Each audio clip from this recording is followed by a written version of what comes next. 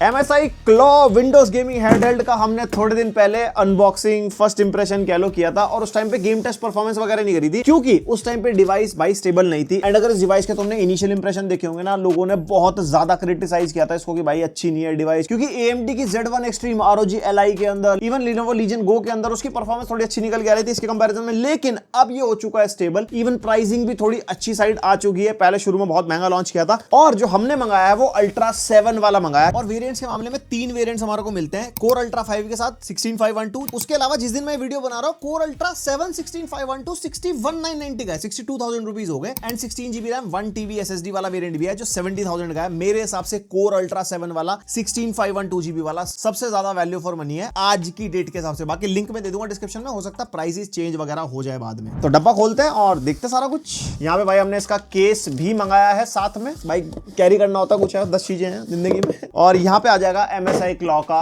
बढ़िया अपना retail packaging वाला बॉक्स। यस, ये रिटेल पैकेजिंग है। पहले मेरे पास टेस्टिंग वाली यूनिट आई थी, वो नहीं है ये, कि प्रॉपर आप खरीदोगे तो आपको ऐसे ही मिलेगी और इसके अंदर जो परफॉर्मेंस आएगी वो वही परफॉर्मेंस आएगी जो एक्चुअल मतलब खरीदने का मन बनेगा वो वाला, मतलब समझ गया ना आप। यहाँ पे पुस्तक मिल जाएगी हमारे को और यहाँ पे आ जाती है हमारी मेनली डिवाइस। उसके अलावा नीचे और पुस्तकें वगैरह मिल जाएंगी। एंड यहाँ पे भाई जो चार्जर है इसका प्रॉपर जैसे लैपटॉप का चार्जर होता है ना, एक पावर कॉर्ड और एक 65 वॉट का टाइप सी वाला चार्जर मिल जाएगा। एंड ये आ जाती है हमारी मेनली डिवाइस। और हाँ, केस पे भी तो नजर मार लेते हैं। यहाँ पे हमारे को भाई बढ़िया क्वालिटी में केस मिल जाता है और इसके अंदर ओहो फुल ऑन भाई साहब मामला दे रखा बढ़िया एकदम कुशन वुशन लगा के। और यहाँ पे एक्स्ट्रा पॉकेट भी है, कुछ आपको एक्स्ट्रा चीज रखनी है उसके अंदर। और यहाँ पे डिवाइस हमारी कुछ ऐसे रखेंगे ना, ओ स्क्रीन एकदम प्रोटेक्टेड रहेगी इसके अंदर। एंड इसको जरा टेस्ट वेस्ट कर लेते हैं, फिर आपको सारी चीजें डिटेल में बताता हूँ। और हाँ, Z1 Extreme के बगल में इसका प्रोसेसर कैसा परफॉर्म कर रहा है वो भी आपको बताऊंगा इस वीडियो में।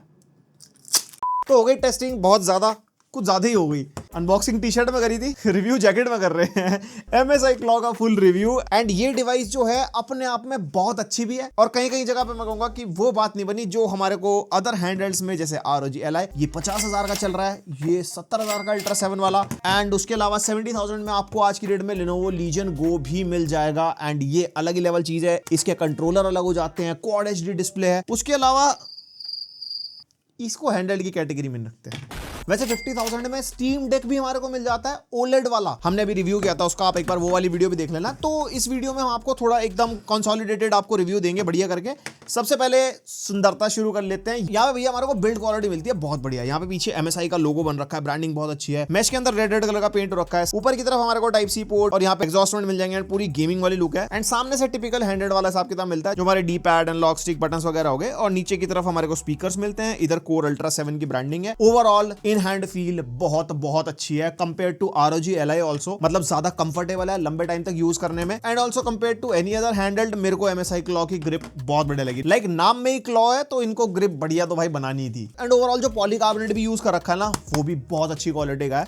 बिल्ड क्वालिटी में डिसअपॉइंट नहीं करेगा। और जैसे गेमिंग वाले डिवाइस है, यहाँ पे RGB के तड़के मिलते हैं, जो अब इसके ड्रैगन सेटर सॉफ्टवेयर में जाके मिस्टिक लाइट में अलग अलग आपको लाइट्स के इफेक्ट्स मिल जाएंगे। उसके अंदर कलर सेटिंग्स हैं, लाइट स्पीड वगैरह है, प्रोफाइल्स आप सेट कर सकते हो। एंड इसके अंदर एक ग्लिच है, यहाँ पे जो इसकी RGB है वो एकदम जलती नहीं है कभी कभी ना, मतलब ग्लिच हो जाती है। तो यहाँ पे ऊपर AI इंजन हमारे को मिलता है, जिसको एक बार ऑन ऑफ करना पड़ता है, उसके बाद लाइटें जल जाती हैं। पता नहीं क्या सिस्टम है यार, ये फिक्स करना चाहिए MSI को अपडेट के through. And ports and buttons के मामले में टॉप पे हमारे को एक पावर ऑन ऑफ बटन मिलता है, जो हमारा फिंगरप्रिंट स्कैनर भी है और बढ़िया फास्ट काम करता है। एक हमारे को SD कार्ड का स्लॉट मिल जाता है, हमारे पास 1 TB वाला हमने डाला था, आराम से चल गया था। उससे ऊपर भी वैसे आप चला पाओगे। बेसिकली इसके अंदर गेम स्टोर वगैरह करके आप खेल सकते हो, स्टोरेज एक्सपेंशन का काम करता है एंड जलता नहीं है। ROG Li के अंदर SD कार्ड लोगों के जल रहे थे, सारे ROG Li में ऐसा नहीं है, बट कुछ ऐसे यूनिट्स थे जिसके अंदर लोगों के एकदम से भस्म हो जा रहे थे अंदर भाई साहब। इसके अंदर ऐसी कोई दिक्कत नहीं है। और एक टाइप सी थंडरबोल्ट 4 पोर्ट मिलता है, जिसके अंदर हमारे डिस्प्ले आउटपुट 4K 144 हर्ट्ज तक आप ले सकते हो। 65 वॉट की चार्जिंग सपोर्ट करता है। वैसे मेरे हिसाब से 100 वॉट तक जाता बढ़िया होता, फास्ट चार्जिंग वगैरह, जैसे ROG Li X100 सपोर्ट करता है। इवन हमारा Legion Go भी 100 वॉट सपोर्ट करता है,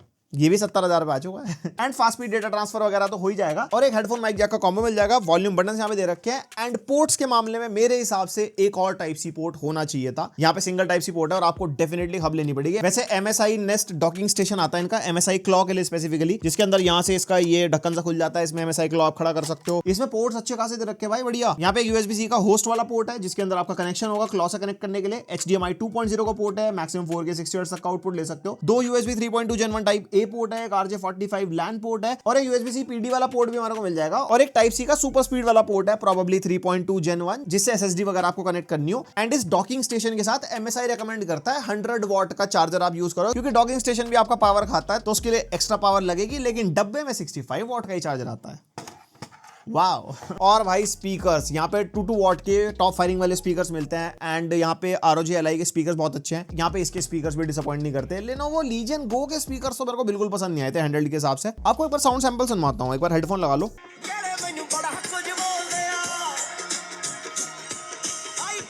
बहुत क्लियर आवाज है, थंब भी फील होता है और ट्रेबल भी अच्छी है। ओवरऑल आप गेमिंग करोगे ना हाथ में पकड़ के, आपको डिसअपॉइंट नहीं करेगा। बाकी हेडफोन वायरलेस वगैरह कनेक्ट करने वो आप कर ही पाओगे। विंडोज डिवाइस ही है, जैसे सब चीजें लैपटॉप पीसी से कनेक्ट होती है वो इसके अंदर भी होती है। और जो इसकी ऑडियो है ट्यून्ड बाय नाइमिक है, नाइमिक के ऐप मिलते हैं जिसके अंदर आप अपनी कस्टमाइजेशन वगैरह कर सकते हो अपना लिसनिंग एक्सपीरियंस एनहांस करने के लिए थ्रू हेडफोन या कोई एक्सटर्नल स्पीकर वगैरह से कनेक्ट करना उसके अंदर। और ये कुछ ऐसा इसका माइक टेस्ट है, माइक भी मिलता है इसके अंदर। अगर आप ई स्पोर्ट्स वगैरह खेल रहे हो या दोस्तों से वार्तालाप कर रहे हो, विंडोज डिवाइस है, आप इसको एज अ पीसी भी यूज कर सकते हो, तो इसके अंदर अपना माइक्रोफोन मिलता है और ऐसी आवाज सामने वाले को सुनाई देगी। माइक अच्छा खासा क्लियर है, मैं सुन चुका हूं। Then we have display. Display disappointing और अच्छी दोनों एक साथ है। देखो एक तो 7 इंचेस की डिस्प्ले मिलती है, फुल एचडी वाली IPS लेवल डिस्प्ले है और 1080p वाला पैनल है। यहाँ पे 16:9 वाला 10 पॉइंट मल्टी टच को सपोर्ट करती है, तो यहाँ पे आराम से टैबलेट की तरह यूज कर सकते हो। ज्यादा फिंगर यूज करोगे तो भी कोई दिक्कत नहीं आएगी।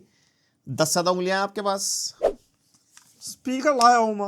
और 120 हर्ट्ज के रिफ्रेश रेट के साथ आती है और डायनामिक रिफ्रेश रेट को भी ये सपोर्ट करती है। और हम ब्राइटनेस टेस्ट करके देख रहे थे, 400 निट्स की ब्राइटनेस मिलती है। कलर गैमेट अच्छा है, 97% sRGB, 74% OPRGB, 75% P3 and 69% NTSC। NTSC का नंबर बहुत बढ़िया है। और यहाँ पे डिस्प्ले डिसअपॉइंटिंग यहाँ पे है इसके बेजल। भाई इतने मोटे मोटे बेजल मिलते हैं, मतलब ये हैंडल इनका बहुत बाद में लॉन्च हुआ था। ROG Ally के मेरे को बेजल बहुत मोटे लगे थे, तो ये थोड़ा सा इंप्रूव कर सकते थे। मतलब यहाँ पे डिस्प्ले अगर होगा दोनों के अंदर सेम सा एक्सपीरियंस मिलता है। इनिशियली बेजल देख के आपको लगेगा अरे यार ज्यादा है, मजा नहीं आ रहा कुछ है, लेकिन गेम खेलते खेलते ना आपको आदत हो जाती है स्क्रीन की एंड ऑब्वियसली आप कंपेयर थोड़ी करोगे, एक ही तो खरीदोगे, तो मतलब डिसअपॉइंट नहीं भी करेगी और थोड़ी बहुत करेगी भी।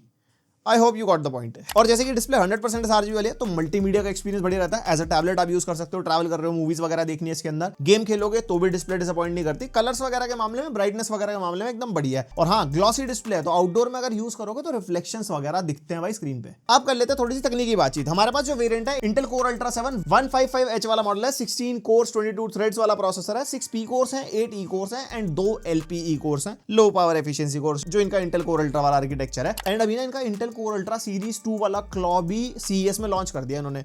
बहुत जल्द उसका भी रिव्यू आएगा वैसे चैनल पे, एंड वो इससे काफी बेटर है। देखते हैं कैसा होगा, बाकी तो टेस्ट करके। एंड यहाँ पे हमारे को NPU मिलता है इसके अंदर, वो 11 टॉप्स वाला जो अल्ट्रा सीरीज के साथ है, जिसका इतना ज्यादा कोई काम है नहीं। उसके अलावा जो iGPU है, इंटेल आर्क iGPU मिलता है इसके अंदर, जो Iris Xe से ऑब्वियसली बेटर है, कोर अल्ट्रा सीरीज में आता है एंड गेमिंग परफॉर्मेंस अच्छी देता है। गेम टेस्ट दिखाता हूं अभी आगे। एंड 16GB ऑनबोर्ड रैम है, 6400 मेगा ट्रांसफर पर सेकंड स्पीड वाली, 1TB SSD मिलती है इसके अंदर। एंड यहाँ पे अगर आप Amazon पे देखोगे ना, तो PCI Gen 4 X4 यहाँ पे लिखा हुआ है, बट अगर आप रीड एंड राइट स्पीड देखोगे, यहाँ पे Gen 3 SSD वाली रीड एंड राइट स्पीड्स हैं। अब इन्होंने क्या रखा है, स्लो स्पीड वाले SSD लगा रखे हैं, लेकिन Gen 4 को सपोर्ट करता है। तो अगर आप अपग्रेड करोगे या रिप्लेस करोगे, वैसे इससे ऊपर की नीड होती नहीं है गेमिंग के अंदर, बट फिर भी SSD फास्ट स्पीड वाली देनी चाहिए थी। और कनेक्टिविटी में latest Wi-Fi 7 and Bluetooth version 5.4 है और 1 महीने का गेम पास भी मिलता है इसके साथ। गेमर्स के लिए फायदा हो जाएगा। एंड कोई भी MS ऑफिस नहीं मिलेगा, ऑब्वियसली वो किसी हैंडल में नहीं मिलता, उससे कॉस्ट बढ़ जाती है और जो हैंडल लेगा उसको MS ऑफिस क्या करना होगा। वैसे बड़ी स्क्रीन से लगा के इसको बिल्कुल PC की तरह यूज कर सकते हैं, बट स्टिल सेंस नहीं बनता कोई। और परफॉर्मेंस के मामले में आप जरा नंबर देख लो अपने सामने। Cinebench 2024 किया था हमने इसके अंदर, नंबर जैसे अल्ट्रा 7 के होते हैं वैसे ही है। एंड Cinebench R23 जो है वो हमने अलग अलग मोड्स पे टेस्ट किया। इसके अंदर ड्रैगन सेंटर सॉफ्टवेयर में डिफरेंट मोड्स मिलते हैं, एक्सट्रीम परफॉर्मेंस है, AI इंजन वाला है, बैलेंस वगैरह कुछ है। तो यहाँ पे सबसे ज्यादा जो स्कोर निकल गया है वो एक्सट्रीम परफॉर्मेंस में निकल गया है। AI वाले मोड पे क्या होता है ना, अकॉर्डिंगली अपने आप बूस्ट कर देता है फैन स्पीड, वॉटेज वगैरह, लेकिन नंबर उसमें भी कम रह गया। एंड मैनुअली भी हमने टेस्ट किया था, इसके अंदर पीक वॉटेज कर दी बिल्कुल एक्सट्रीम परफॉर्मेंस के हिसाब से, लेकिन तब भी नंबर नहीं आया। तो अगर आपको बढ़िया गेम प्ले वाले FPS चाहिए, सबसे बेटर परफॉर्मेंस तो एक्सट्रीम परफॉर्मेंस मोड सबसे ज्यादा परफॉर्मेंस निकाल के देता है। उसके अलावा Geekbench 6 के नंबर ये रहे। फिर OpenCL स्कोर निकाला Geekbench 6 का, जो GPU के लिए होता है बेसिकली, एंड अच्छा खासा GPU परफॉर्म करता है, तो 30,000 प्लस स्कोर निकल के आ रहा है। एंड उसके बाद Geekbench 6 का AI वाला बेंचमार्क हो गया। ब्लेंडर बेंचमार्क हमने निकाला, जिसका कोई सेंस नहीं बनता, नंबर 286 है, यानी कि कोई भी GPU इंटेंसिव टास्क इससे आप उम्मीद नहीं कर सकते। गेमिंग के लिए डिजाइंड है, तो गेम तो खेल पाओगे, उसके अलावा प्रोडक्टिविटी कुछ नहीं। देन आ गया PC Mark 10, ये स्कोर बढ़िया निकल गया। क्रॉस मार्क के नंबर भी अच्छे खासे। 3D Mark Time Spy का भी आप अंदाजा लगा सकते हो अगर कंपेयर वगैरह करना हो। वीआर मार्क का बेंचमार्क निकाला, नंबर 3000 के आसपास निकल गया। तो वीआर गेमिंग तो उससे उम्मीद मत करना कि आप इस पे वीआर कनेक्ट करके गेम कर लोगे। हाँ, बहुत कम रेजोल्यूशन कर लो, कोई हल्के फुल्के गेम चला लो। मेटाक्वेस्ट 3 का रिव्यू है वैसे चैनल पे, वो देख लेना कि कैसे पीसी पे लगाए गेमिंग होती है। एंड PSVR 2 पीसी पे चलने लग गया है, यानी कि ये इस पे भी लगा के चला पाओगे। बट बहुत सारी चीजें, हब लेना, नेस्ट लेना, तो कोई सेंस नहीं बनता उसका, वो लैपटॉप पीसी पे रहने दो उसको।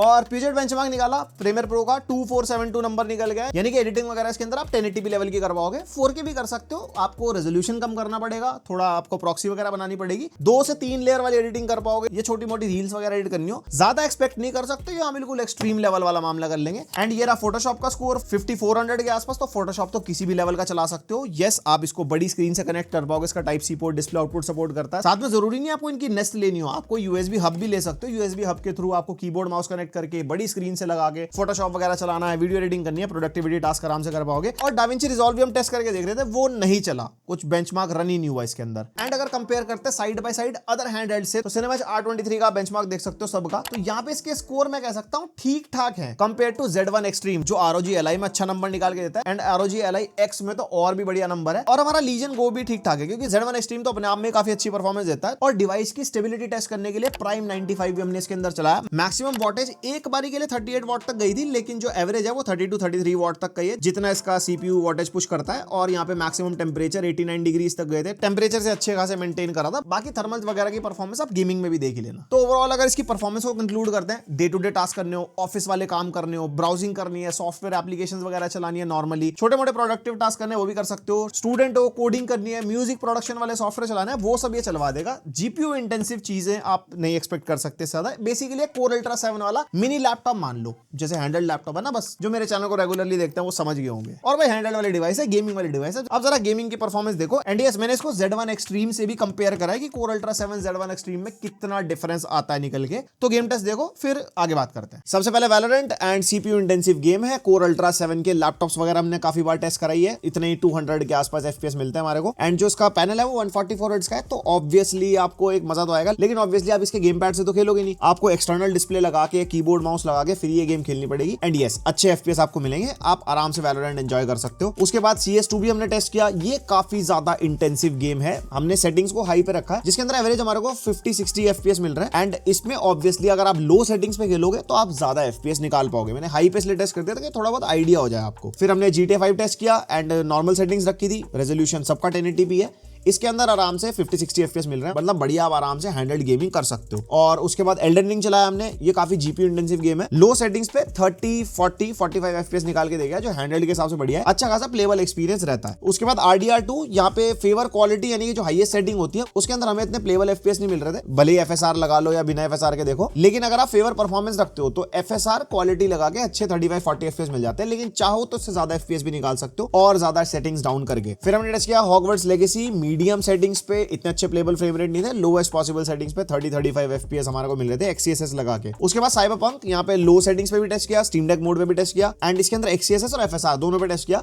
यहाँ पे XeSS में बेटर FPS मिल रहे हैं, FSR में थोड़े कम है, बट वो गेम टू गेम वेरी करता है। कभी FSR में बेटर मिल जाता है, कभी XeSS में, तो आप अपने हिसाब से चेक कर सकते हो। और उसके बाद साइबरपंक को हाई सेटिंग्स पे भी टेस्ट करके देख रहे थे। XeSS क्वालिटी में 25-30 FPS के आसपास मिल रहे थे, जो कि ठीक ठाक प्लेबल होते हैं। मतलब हैंडहेल्ड पे मजा आ जाता है, बड़ी स्क्रीन में इतना मजा नहीं आता। एंड उसके बाद द लास्ट ऑफ अस, ये काफी इंटेंसिव गेम है, वेरी लो भी कर दिया था, तब भी मैं कहूंगा ये प्लेबल FPS नहीं निकाल के दे पा रहा था रॉ परफॉर्मेंस में। लेकिन FSR क्वालिटी पे लगा के हाँ आप गेम खेल पाओगे। फिर हमने होराइजन फॉरबिडन वेस्ट टेस्ट किया। ये इतना ज्यादा मैं कहूंगा अच्छी परफॉर्मेंस नहीं है हैंडल्स के ऊपर इसकी, ये नहीं खेल पाओगे आप, क्योंकि ये GPU इंटेंसिव भी बहुत ज्यादा है और इतना ज्यादा ऑप्टिमाइज्ड भी नहीं है। देन हमने गोस्ट ऑफ सुशीमा ट्राई किया और यहाँ पे वेरी लो सेटिंग्स रखी। उसके अंदर XeSS क्वालिटी पे आराम से हमारे को 35-40 फ्रेम्स के आसपास मिल गए, तो यहाँ पे प्लेबल फ्रेम रेट निकल जाता है और ये गेम भी काफी ऑप्टिमाइज्ड है। फिर हमने हेलब्लेड टेस्ट किया। बहुत ज्यादा GPU इंटेंसिव गेम है, मैं कह सकता हूँ XeSS क्वालिटी लगा के काम चलाओ गेम प्ले मिल जाएगा, इतना ज्यादा मजा नहीं आएगा आपको। एंड उसके बाद black myth Wukong, lowest possible settings, XeSS quality और ठीक ठाक प्लेबल FPS रहता है इसके अंदर। उसके बाद हमने एलन वेक 2 टेस्ट किया।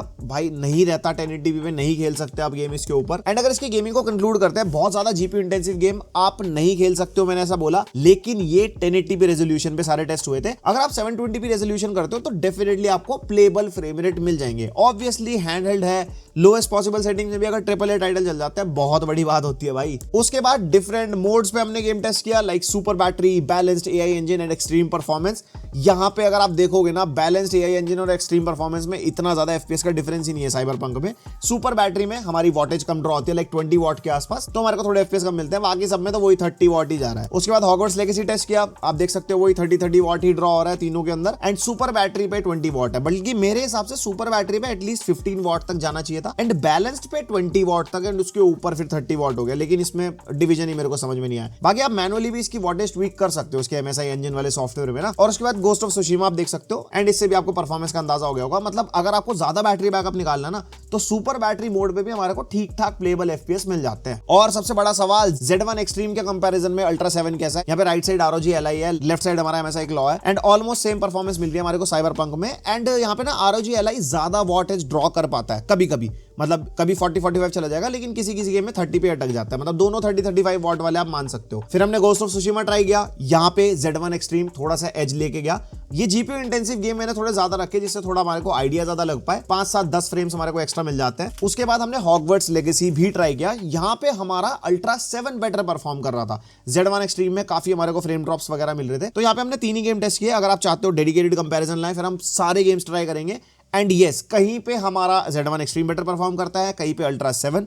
एंड इनिशियली हम इसकी वीडियो इसलिए नहीं बना रहे थे क्योंकि अल्ट्रा 7 ऑप्टिमाइज्ड ही नहीं था, अब बहुत ज्यादा ऑप्टिमाइज हो चुका है। एंड यस, हैंडल्ड पे अब वो भी एक अच्छी खासी परफॉर्मेंस लेके आता है। एंड भाई हैंडल्स में बैटरी बैकअप बहुत मैटर करता है। इसको फुल चार्ज होने में इसके 65 वॉट के चार्जर से 1 आवर 45 मिनट्स के आसपास लगते हैं, जो कि ठीक ठाक सा टाइम है, मतलब बहुत ज्यादा ऐसा फास्ट नहीं है। एंड जो बैटरी बैकअप है 53 वॉट आवर की बैटरी मिलती है। ROG Ally में 40 वॉट आवर है, उससे तो थोड़ी बेटर है, लेकिन बैटरी बैकअप इतना कोई खास अच्छा मिलता नहीं है। हमने इस पे ब्लैक मिथ वुकोंग खेल के देखी थी, अलग अलग मोड्स पे परफॉर्मेंस और बैलेंस पे 30 वॉट पे ही जाता है, तो उसके अंदर हमारे को 1 आवर 15 मिनट्स के आसपास का बैकअप मिला था। एंड बैटरी सेवर मोड पे 20 वॉट तक चला जाता है, तो उसके अंदर 1 आवर 43 मिनट्स का बैकअप मिला था। बाकी आप मैनुअली ट्वीक भी कर सकते हो उसके MSI सेंटर सॉफ्टवेयर में जाके कि कितने वॉट पे आपको अपना CPU रखना है, उसके अकॉर्डिंग डिफरेंट बैटरी बैकअप हो सकता है। डिफरेंट गेम्स में मैंने बहुत ज्यादा डिमांडिंग गेम खेला जिसके अंदर ये बैकअप है। बाकी आप कोई हल्का गेम खेल रहे हो, किसी इम्यूलेटर के अंदर गेमिंग कर रहे हो जिसके अंदर ज्यादा वॉटेज की नीड ही नहीं है, आप 5 वॉट 10 वॉट पे भी चला सकते हो, तो उसमें आप भाई आराम से 5-6 घंटे 7 घंटे का बैकअप निकाल सकते हो,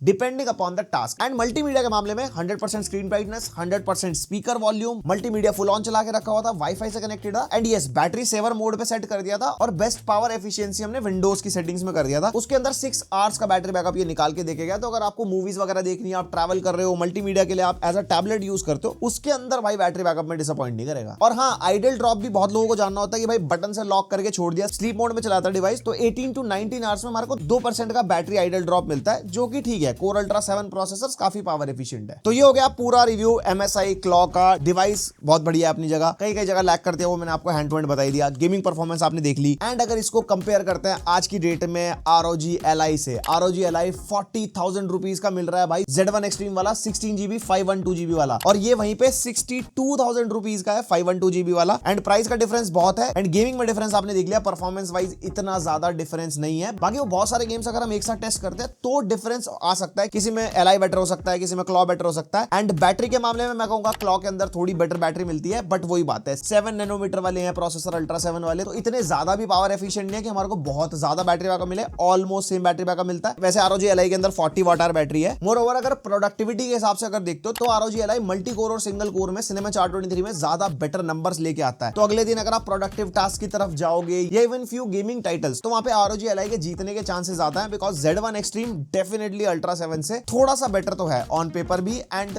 समटाइम्स इन रियल लाइफ भी। बाकी अगर बिल्ड क्वालिटी की बात करते हैं तो क्लॉ हल्का सा बेटर फील होता है, इसकी जो जॉयस्टिक्स है वो हॉल इफेक्ट वाली हैं, वो बेटर फील होती हैं। और यहाँ पे अगर प्राइस डिफरेंस देखें तो 23,000 का है, तो वो इतना वैल्यू फॉर मनी नहीं है। लेकिन एक चीज ध्यान रखना, ROG Ally के अंदर SD कार्ड का इशू है, SD कार्ड खराब आपके हो सकते हैं, उसकी प्लेसमेंट ही कुछ ऐसी है। हमने इसके अंदर SD कार्ड यूज ही नहीं करा, तो हमें पता नहीं है कि खराब हो रहा है नहीं हो रहा है। बाकी ROG Ally के अंदर एक हमारे को XG मोबाइल लगाने का भी ऑप्शन मिलता है, जो एक्सटर्नल GPU है। बाकी ROG Ally का फुल रिव्यू आप देखना, एंड इनका कंपैरिजन चाहते हो तो कमेंट कमेंट करके बताओ भाई। Then we have Lenovo Legion Go, ये भी हमारे को 70,000 के प्राइस पॉइंट में मिलता है, जो ऑलमोस्ट क्लॉ के आसपास का प्राइस पॉइंट है। एंड Lenovo Legion Go अपनी जगह एक अलग लेवल डिवाइस है। ये हैंडल्ड गेमिंग डिवाइस भी है, साथ में एक ये मल्टीमीडिया डिवाइस भी है, बिकॉज इसके कंट्रोलर रिमूव हो जाते हैं। अपने आप में क्वाड HD पैनल है, बहुत बढ़िया डिस्प्ले है, बेजल बहुत छोटे मिलते हैं, साइज बहुत बड़ा है। मैं कहूंगा कि प्योरली गेमिंग के लिए Legion Go इतना अच्छा मेरे को नहीं लगा, क्योंकि इसकी इन हैंड फील ना कंपेयर टू क्लॉ वो इतनी अच्छी फील नहीं होती। अगर आपको सिर्फ गेमिंग के लिए चाहिए, अगर आप एक कैजुअल गेमिंग और एक प्योरली मल्टीमीडिया डिवाइस की तरह देख रहे हो, तो आप Legion Go की तरफ जाओ, बिकॉज इसके अंदर भी Z1 Extreme मिलता है एंड प्रोसेसर परफॉर्मेंस जो भी मैं आपको ROG Ally में बता ही रहा था। बैटरी का भी ज्यादा डिफरेंस नहीं है, 49 वॉट आवर की बैटरी मिलती है Legion Go में, इसमें 53 वॉट आवर है। एंड स्पीकर्स के मामले में तो Legion Go बिल्कुल खत्म है, इसके ऑडियो के मामले में खत्म स्पीकर है, आपको हेडफोन या TWS लगा के कंटेंट देखना पड़ेगा।